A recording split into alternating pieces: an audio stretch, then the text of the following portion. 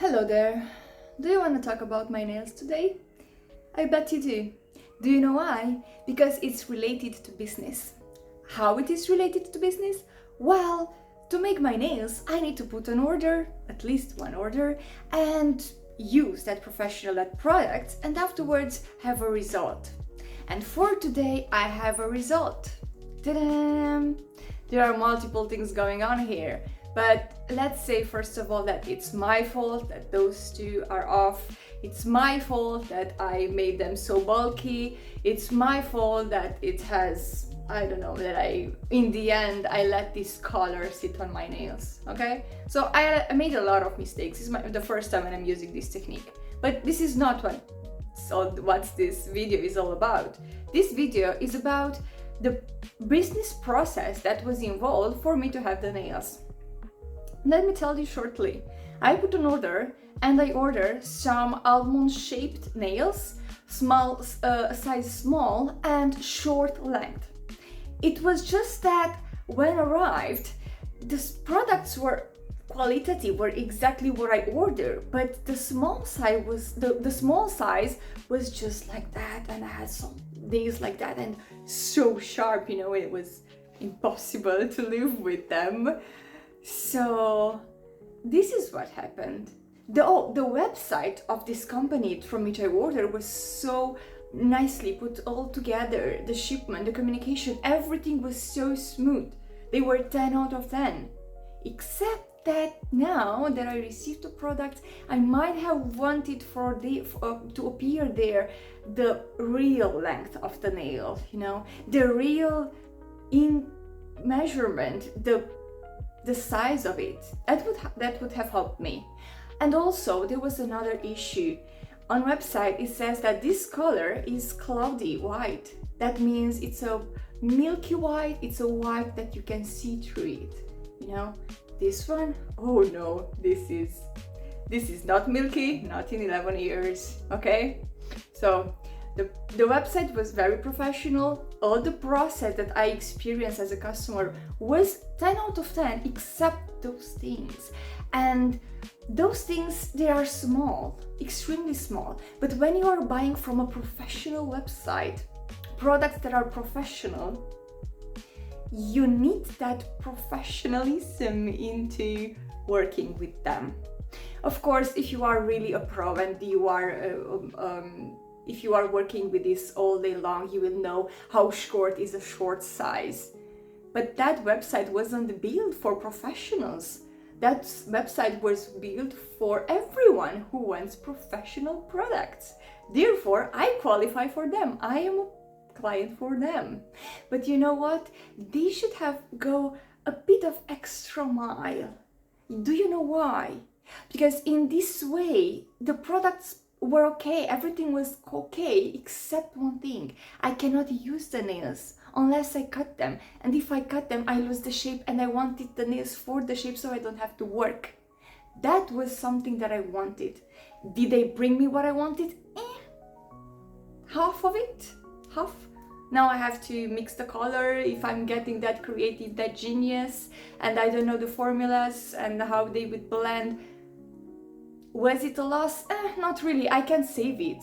But did this experience build trust between me and the provider? That I cannot say it was. You know what? To bring a customer and to have a customer that is on there, you need to build trust. I don't know how much you know about this thing, but you build trust along the way. You can sell whatever. If you bring trust with the customer, that customer, it remains yours. And maybe you know all this stuff, and maybe it's so simple. Maybe it's that obvious for everyone.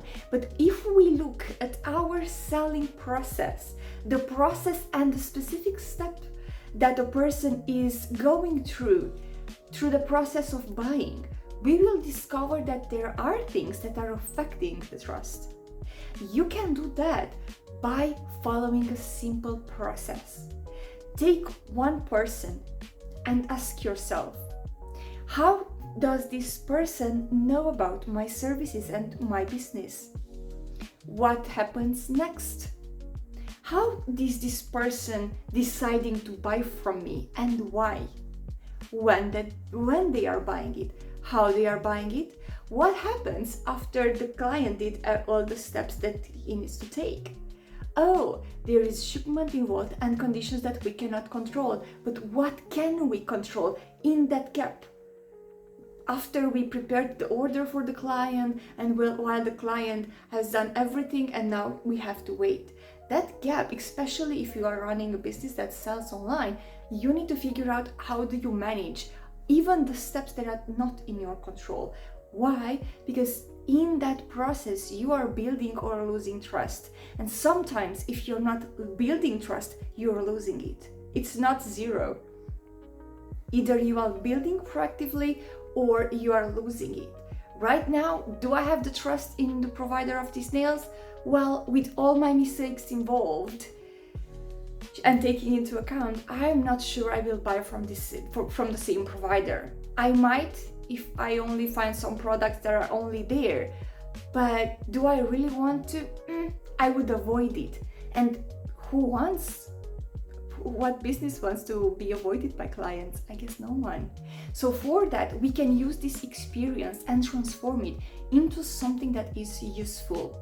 And this thing can be useful to you if you take the step-by-step process of how a person is doing along the way of the selling process that you are offering.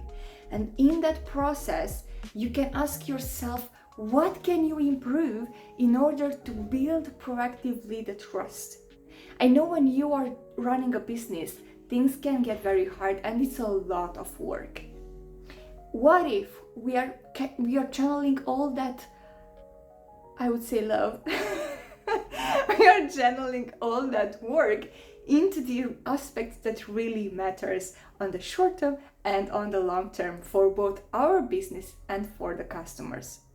If we identify which are the spots in which we think we are losing trust, that's a perfect spot to improve it. And if you improve the trust, you improve the experience the customer is having. And from that point, you are increasing the chance for that customer to be loyal to you and purchase more in the future and sustain your business while they are happy, and we are all happy this way. So if we are to take one idea out of my nails today, is that find spots in which you might lose credibility or trust and try to improve them. If you cannot improve them, then try to communicate better with the customer. Okay, this was it for today. I thank you.